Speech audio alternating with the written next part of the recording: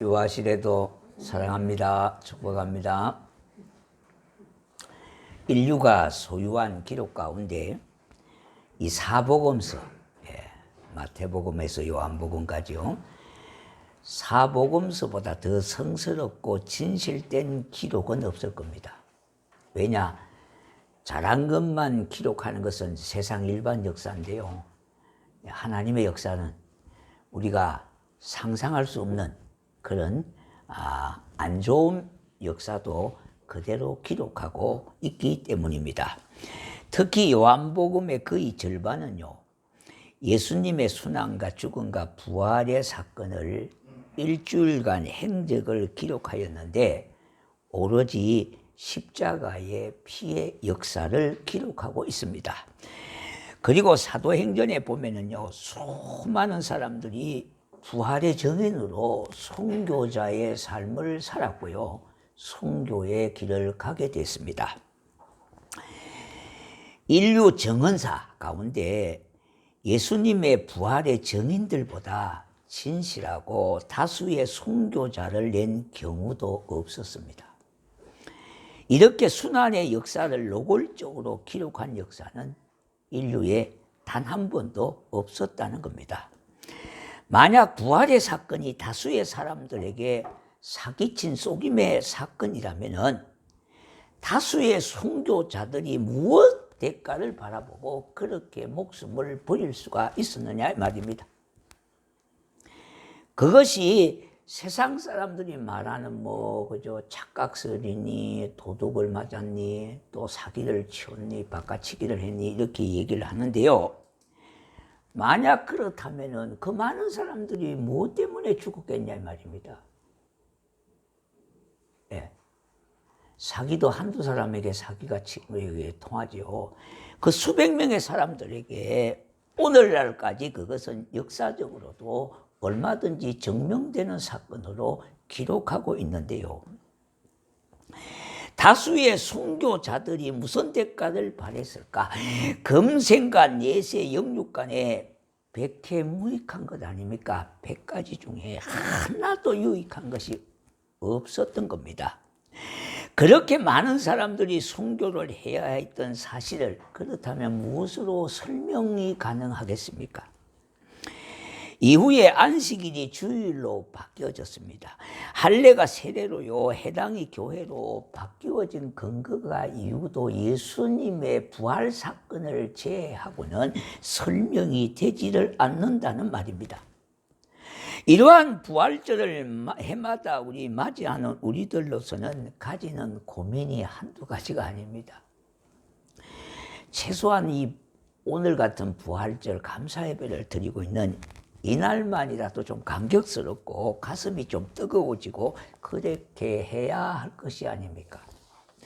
그런데 우리가 느끼는 일반적인 현상으로는요, 예수 그리스도에 대한 벅찬 감격도 저절로 튀어나오는 함성도 없다는 겁니다. 그저 기대되는 것은 부활절이라고 하는 설레는 기대하는 그 마음이 우리가 있을 정도라 하겠습니다. 그리고 예수님의 부활이 나의 부활이요, 나의 생명이라고 하는 이 말씀이 확 이렇게 느껴지지 않는, 그런 느껴지는 느낌이 들지 않는다는 말입니다. 그럼 예수님의 부활의 역사적인 사건 앞에 우리의 마음가짐과 태도는 어떻게 해야 하는지를 말씀을 통해서 확인해 보고자 합니다. 부활의 사건 첫 번째요, 부활의 사건은 믿음으로 받아들여야 되는 거예요. 자, 오늘 이 본문 말씀을 우리가 보십시다. 2절에 보니까 안식 후 첫날 매우 일찍이 해 돋는 때에 그 무덤으로 가며, 이 말씀을 보아도 해가 이미 돋았고요, 그 앞두 주변이 이미 확인되는 그때입니다. 그렇기 때문에 예수님의 무덤을 잘못 찾을 리가 없었다는 겁니다. 자, 그러면요, 여기에 간 분들은 남자분들이 아니라 여인들이 앞서 갔었습니다. 남자들보다 여자들은 이 빈 무덤 앞에서 예수님께서 이미 부활하셨다는 엄청난 사실을 천사를 통해서 통보를 받고 바로 확인하였던 겁니다. 그들의 신앙에 대해서는 많은 설명이 필요하지 않습니다. 여기에 나오는 이 여인들의 신앙은요, 평소에도 주님과 제자들을 위하여 철두철미하게 헌신적인 섬김을 가졌던 이들입니다. 그들이 이렇게 헌신할 수 있었던 이유는 예수님께 대한 사랑을 가지고 있기 때문에 가능했던 겁니다. 자, 그러나요, 막상 예수님의 부활의 현장이고 무덤 앞에 선 여인들의 모습, 어디를 보아도요, 부활에 대한 빈 무덤 현장에서는 감격하다든지 기뻐한다든지 이런 게 없습니다. 부활의 참으로 현장 빈 무덤을 확인한 이 여인들은 예수님이 부활했으니까 얼마나 기쁘고 감격스럽겠느냐. 결과적으로 그럴 수 있겠죠. 그러나 그 당시 현장에서는 그런 모습을 전혀 찾아볼 수가 없다 이 말입니다. 오히려 8절에 보니까 예수님이 부활하시고 무덤이 비었다는 것을 보고 여자들이 몹시 놀라 떨며 나와 무덤에서 도망했다 그랬습니다. 우리가 아무리 해도 이해가 안 되는 부분이 많습니다. 그리고 제자들 역시요, 11절과 13절, 14절에 보니까 부활의 엄청난 그 소식을 듣고도 주님이 막상 부활하심을 믿지 않았다는 겁니다. 자, 11절 보십시다. 듣고도 믿지 아니하리라. 하반절 보니까 13절 보니까 역시 믿지 아니하리라. 14절에 보니까 목격자들의 말도 믿지 아니함이라 그랬습니다. 사람들이 생각이나 합리적으로 설명될 수 없는 것을 믿는다고 하는 것은 내 힘으로는 불가능하다고 하는 대목을 보여주고 있습니다. 왜 그런가 하면은 사람들이 죽음에 대해서 생각하면요, 죽었던 사람은 다시 살아난다고 하는 것은 의학적으로 있을 수 없다고 하는 인식을 가지고 있기 때문이에요. 마침 부활의 현장, 그 빈 무덤을 확인하고서는 거기에서는 감격이나 기쁨을 찾을 수가 없고 오히려 그들은 의심하고 믿지를 못했다는 겁니다.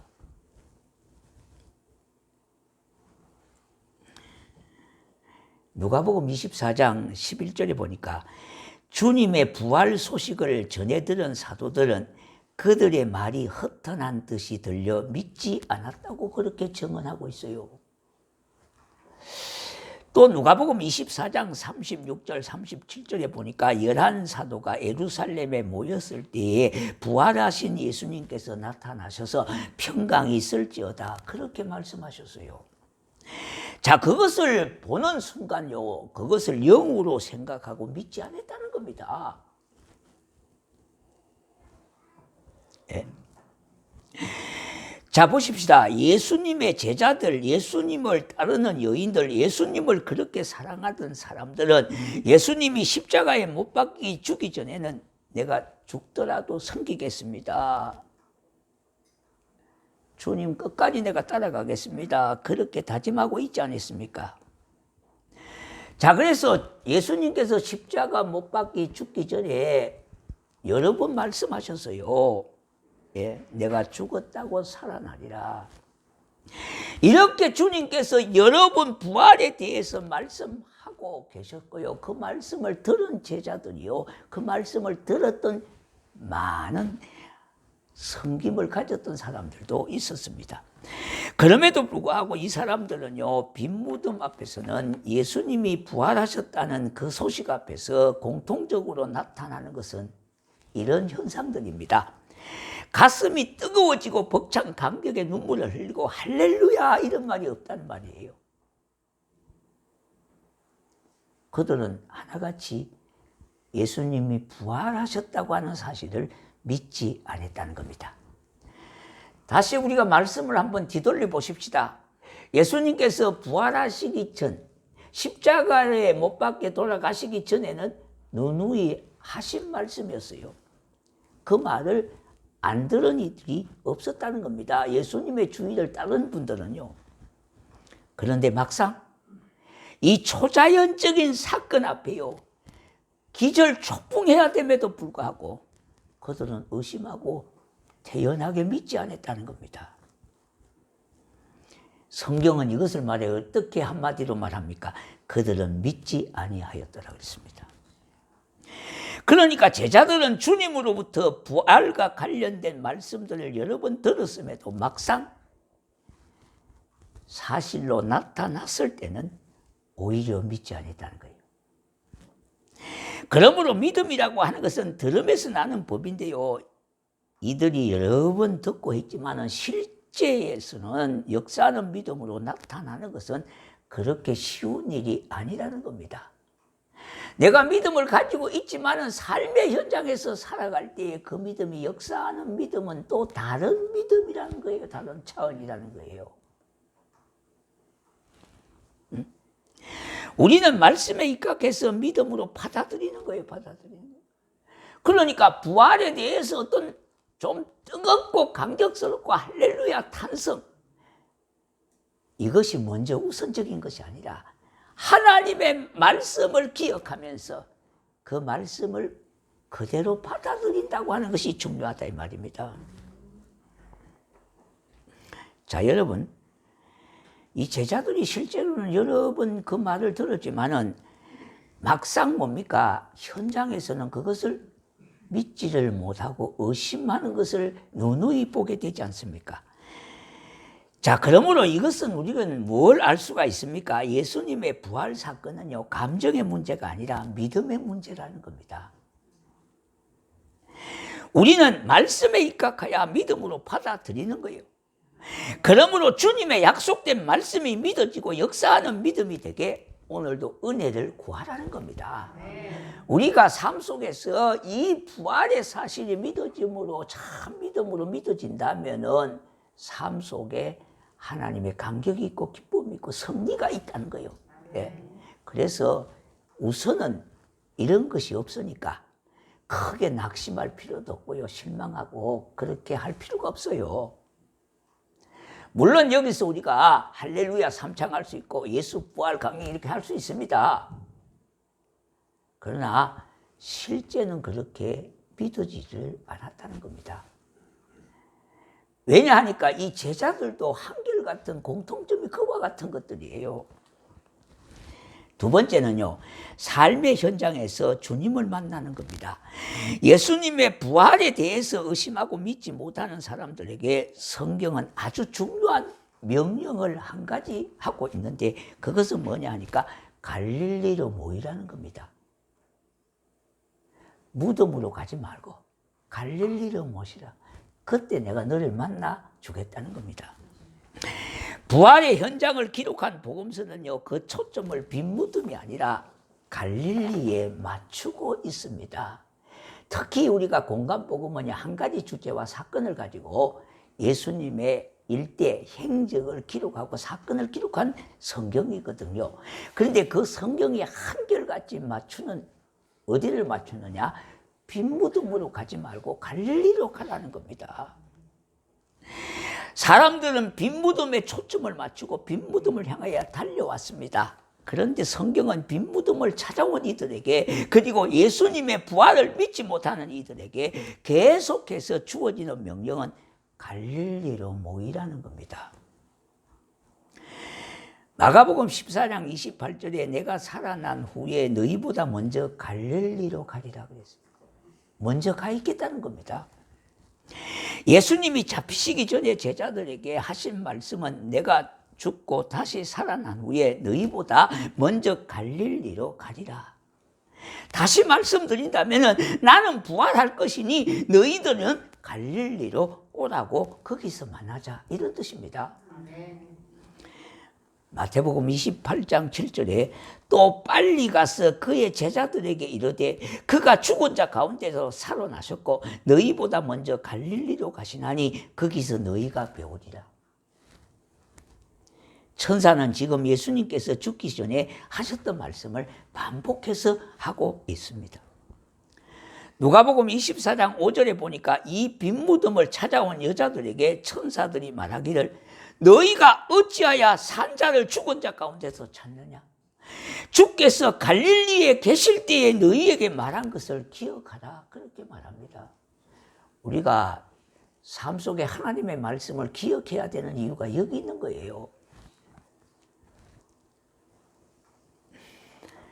내가 이미 약속하고 말한 그 자리인 갈릴리로 오라. 그런 뜻입니다. 이렇게 우리 주님이 말씀하신 것을 상기하시기 위하여 시키기 위해서 이렇게 갈릴리라고 하는 말을 계속하고 있는 겁니다. 지금 너희들이 갈 곳은 빈 무덤이 아니라 바로 갈릴리로 가야 된다. 그러니까 빈 무덤으로 간 것은 잘못 간 것이다. 자, 여러분, 빈 무덤으로 와야 될 일이 아니라 그렇다면 어디로 가야 합니까? 갈릴리로 가야 돼요. 왜 갈릴리로 가라고 이렇게 누차 자꾸만 말씀하고 있을까요? 마태복음 28장 10절에 부활하신 주님 자신이 직접 찾아오셔서 말씀하십니다. 무서워하지 말라. 가서 내 형제들에게 갈릴리로 가라 하라. 거기서 나를 보리라. 온통 어디에 초점을 맞추고 있습니까? 빈 무덤이 아니라 갈릴리에 온통 초점을 맞추고 있습니다. 자, 여러분, 도대체 왜 자꾸만 갈릴리로 그렇게 가라고 하십니까? 갈릴리가 어디이기에 자꾸만 가라고 하시는 것입니까? 갈릴리는요, 제자들이 예수님을 처음 만났던 곳입니다. 이런 의미가 있습니다. 우리가 처음 은혜 받은 거 오랫동안 잊어버리지 아니하고, 우리가 어려움을 당하고 힘든 일을 당할 때에 처음 하나님이 나에게 찾아오셨던 그때, 은혜 베풀어 주신 그때를 생각하면 다시 신앙을 회복할 수 있는 기회가 많이 주어진다는 겁니다. 우리가 남녀간의 사랑도 첫사랑을 그렇게 잊을 수가 없듯이요, 똑같은 맥락입니다. 처음으로 제자들을 갈릴리에서 만났습니다. 그러니까 빈 무덤으로 가지 말고 내가 처음 너희에게 말씀하고 은혜 준 그 갈릴리로 찾아오라는 겁니다. 자, 여러분, 예수님의 그 영광스러운 부활이 확실하게 증거되고 확인되는 곳이 어디입니까? 갈릴리예요. 처음 은혜 받았던 그 자리에서 예수님이 부활하신 사실을 공식적으로 확인시켜주고 있습니다. 예수님은 공생의 시 대부분 어디서 보냈습니까? 갈릴리에서 보내셨습니다. 부활하셔서 갈릴리로 돌아와서 예전에 말씀하시던 하나님의 약속의 말씀을 상기시키며 놓쳐버린 주님의 약속에 대한 말씀 기억하게 하시기 위하여 갈릴리로 그렇게 자꾸만 모이게 하셨다는 겁니다.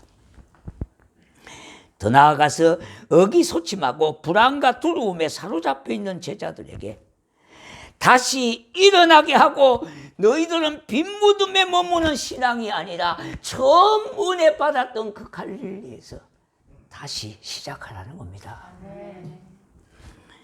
그런 뜻에서 자꾸만 그렇게 갈릴리로 거기서 나를 보자. 거기에서 나를 만나자. 그곳으로 가거라. 그렇게 말씀하셨던 겁니다. 그러므로 이곳 갈릴리에게 주신 은혜를 회상하며 무너진 신앙을 세우기 위하여 예수님은 그런 의도를 가지고 그런 목적을 가지고 그렇게 하신 겁니다. 그러므로 부활은 가만히 앉아서 저절로 가슴이 뜨거워지고 감격스러워지고 기쁨이 충만하지는 그런 문제가 아니라 주님이 약속하신 그 말씀 붙들고 갈릴리로 가서 그곳에서 부활하신 주님을 확인하는 겁니다.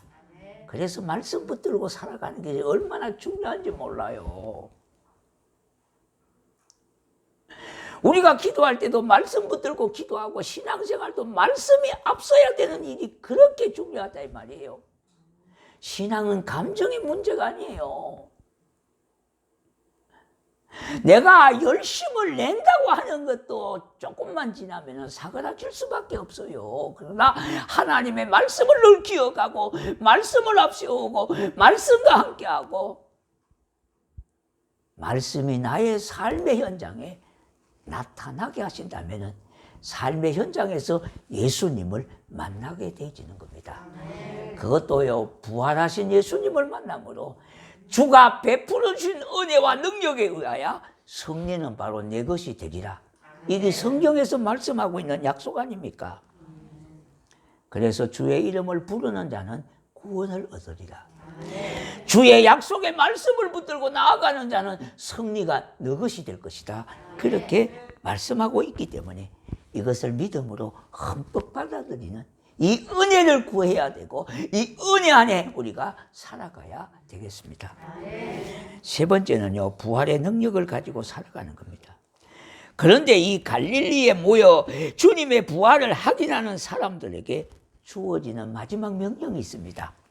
갈릴리로 모이라고 하는 것도 명령이지만 이 모인 이들에게 이제 주어진 마지막 명령이 있는데, 그러므로 너희는 가라는 겁니다. 세상을 향하여 가라는 겁니다. 삶의 터전을 향하여 가라는 겁니다. 너희는 온 천하를 향하여 가라는 명령입니다. 예수님의 부활의 현장인 빈 무덤을 보고 두려워하고 떨며 무서워하였지만 이들이 예수님께서 갈릴리에서 부활하신 것을 확인한 후에 저들의 삶은 기쁨으로 바뀌었습니다. 저들의 삶은 하나님의 능력으로 무장한 삶이 되어졌습니다. 이제는 두려움과 비겁한 인생이 아니라 불안하고 떨며 살아가는 것이 아니라 예수 그리스도 안에서 부활의 강력한 능력이 충만함으로 기쁨을 가지게 되어졌고요, 승리의 삶을 살게 되어졌어요. 그래서 너희는 온 천하로 가라는 겁니다. 우리의 삶의 현장으로 나가서 예수가 부활하셨고 예수가 구원자라고 하는 사실을 담대히 말하라는 겁니다. 이들의 정인자들이 들러 살다가 그들은 순교를 당한 사람이 한두 명이 아니라 수백 명을 기록하고 있습니다. 사도행전만 해도요.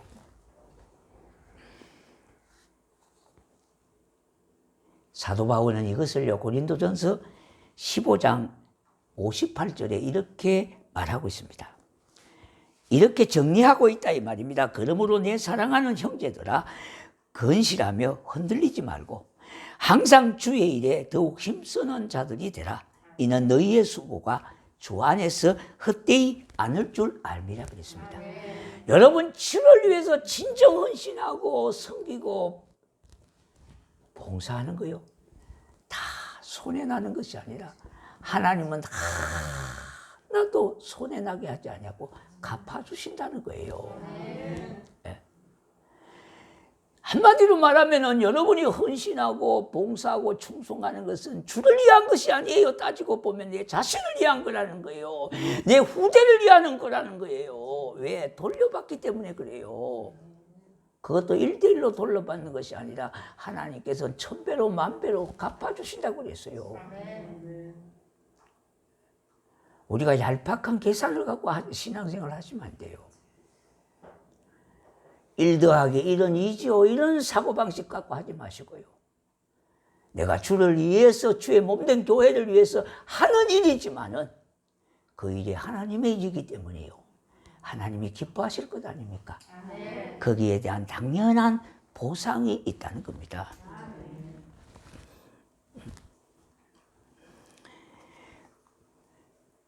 예수님의 부활을 믿고 확인한 사람들, 그러므로 자신도 부활의 능력을 가지고 예수님의 부활이 나의 부활로 믿고 사는 사람들처럼 오늘도 그렇게 살기를 결심하는 겁니다. 여러분, 이 시간 이 자리에서 이런 결심을 우리가 하셔야 되는 거예요. 그것이 부활의 능력이고 부활이 요구하는 바입니다. 그러므로 사도 바울은 부활을 이야기하는 자리에서 이렇게 선언하고 있습니다. 나는 단언하노니 나는 날마다 죽노라고 그랬습니다. 왜 이렇게 사도 바울은 날마다 죽노라고 했습니까? 내가 죽어야 예수 안에서 부활의 영광이 더 크게 풍성하게 나타난다는 겁니다. 다시 말씀드린다면 내가 죽으면은 가정이 산다는 말과 똑같습니다. 내가 죽으면은 자식이 산다는 말과 똑같은 말입니다. 고목에서 새로운 새싹의 움이 돋아나듯이 예수 안에서 새 생명이 탄생하므로 나는 그 생명을 가지게 됐습니다. 그래서 예수 생명, 나의 생명입니다. 그러므로 나는 죽고 내 안에 그리스도가 사심받은 것입니다. 그러므로 오늘도 승리하는 삶을 살아가는 것이고 이기는 삶이 되는 겁니다. 왜? 예수님 때문에요. 사랑하는 성도 여러분, 부활은 우리의 마음이 뜨거워질 것인가, 우리의 마음이 감격스러워질 것인가 하는 문제가 우선 아닙니다. 또 저절로 춤이 나오고 할렐루야 아멘 소리가 그렇게 나오는 우선의 문제가 아니에요. 부활은 바로 믿음의 문제입니다. 예수 부활, 나의 부활이라고 하는 소망과 능력을 믿고 살겠다고 하는 의지와 결단의 문제입니다. 어떤 사람은요, 이것을 종말론적인 삶이라 그래요. 바라기는 주님의 부활로 인하여 나도 주님의 부활 안에 있음을 믿고 앞으로 예수 안에서 부활의 소망과 능력을 가진 자로 살아가기를 다짐하셔야 되겠습니다. 오늘 이 자리가 그런 자리가 되어줄 수 있도록, 그래서 우리는 다짐과 좀 결단을 통해서 부활의 능력이 나에게 능력이 되는 이와 같은 은혜와 이와 같은 축복의 주인공이 모두가 될 수 있도록 주의 이름으로 축원합니다. 예.